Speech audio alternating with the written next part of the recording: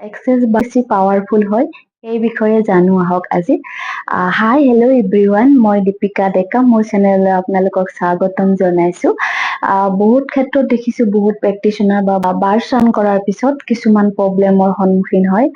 মই নিজেও ময়ো পাইছিলো ষ্টাৰ্টিঙতে এবাৰ দুবাৰমান পাইছিলো। তাৰপিছত মই বেলেগকো দেখিছো বহুত প্ৰব্লেম হয়। সেইটো কাৰণে বহুত লোকে কি কৰে, এক্সেস বাৰ শিকি কিনেও বেলেগক বাৰ্চ ৰান নকৰে, কাৰণ বেলেগৰ নিগেটিভিটিটো আহি যায়।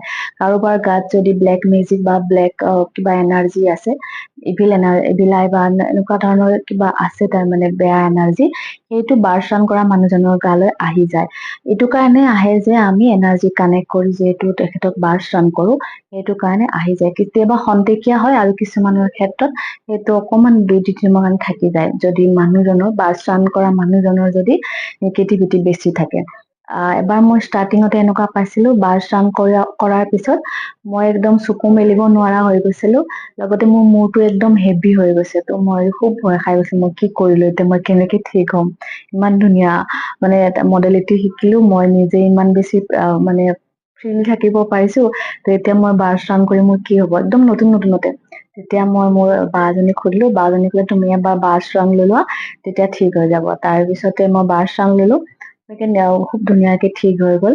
তাৰ পিছতো যেতিয়া মই প্ৰায়ে মানে মই বাৰ্চ ৰান কৰি আহি কিনে গা পা ধুই দিওঁ, আৰু যদিও কেতিয়াবা লেট হৈ যায়, গা পা আহি ধুব নোৱাৰিলেও যদি বিজি থাকো, তেতিয়া হাত ভৰি নিমখেৰে ধুই দিলে ঠিক হৈ যায়। আৰু কেতিয়াবা গা বেয়া লাগিলে বাৰ্চ ৰান ললে ঠিক হৈ যায়। মই ইনষ্টাগ্ৰাম ফেচবুকতো বহুতক দেখি আছো যে ইউটিউবতো বাৰ্চ ৰান কৰাৰ পিছত গা বেয়া হৈ গৈছে, ইমান বেছি নিগেটিভ এনাৰ্জি এনেকুৱা। সেইটো একো ভয় কৰিবলগীয়া কাৰণ নহয়, কাৰণ আহি যায়, আমি যিটো এনাৰ্জি কানেক্ট কৰি বাৰ্চ ৰান কৰো। যিসকলৰ তেনেকুৱা হয়, তেওঁলোকে নিমখেৰে গা ধুই লব, আৰু পাৰিলে সিদিনা নহলে নেক্সট দিনা বাৰ্চ ৰান লৈ লব, তেতিয়া ঠিক হৈ যাব। এতিয়া গম পাইছে নে কিমান পাৱাৰফুল হয় এক্সেস বাৰৰ হেৰিকেইটা।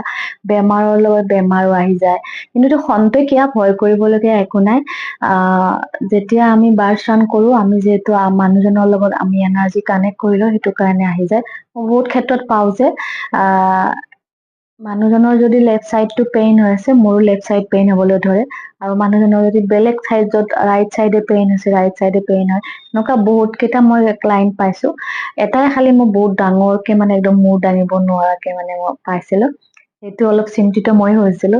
তাৰ পিছৰ পৰা মই চিন্তিত হোৱা নাই, কাৰণ যিহেতু বাৰ্চ ৰান ললে সেইটো আকৌ ঠিক হৈ যায়।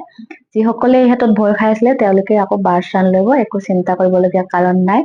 আৰু বহুতে কি কৰে, এক্সেস বাৰ শিকি কিনে ফেমিলিত বাহিৰে বেলেগক নিদিয়ে, এইটো কাৰণতে যে মই বেলেগৰ পৰা বেলেগ এনাৰ্জি আহি যাব। সেইটো কথা নহয়, এইটো ভয় কৰিবলগীয়া একো কাৰণ নহয়।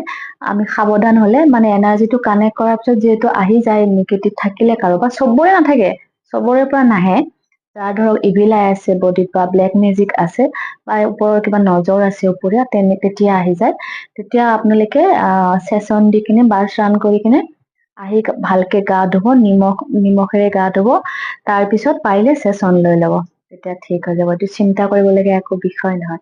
এইটো ইমান বেছি পাৱাৰফুল মডেলিটি হয় এক্সেস বাৰ, যিটো কাৰণে আমি ক্লিয়াৰিং ষ্টেটমেন্ট মাতিলেও ঠিক হৈ যায়।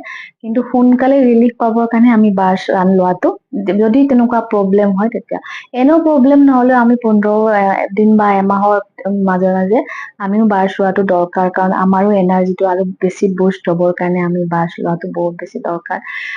মই এতিয়া যেতিয়াই সময় পাওঁ, মই কাৰোবাৰ পৰা ল'ব মানে চান্স পালে মই লৈ লওঁ, কাৰণ আমিও আমাৰ আৰু এনাৰ্জি বেছি বুষ্ট কৰিবৰ কাৰণে, কাৰণ যিহেতু আমি এনাৰ্জি বেলেগক দি থাকো, ভাল এনাৰ্জি। আৰু মই এইটো কথা জানো যে ভাল যিমানে বিলাম, সিমান আমাৰো ভাল হব।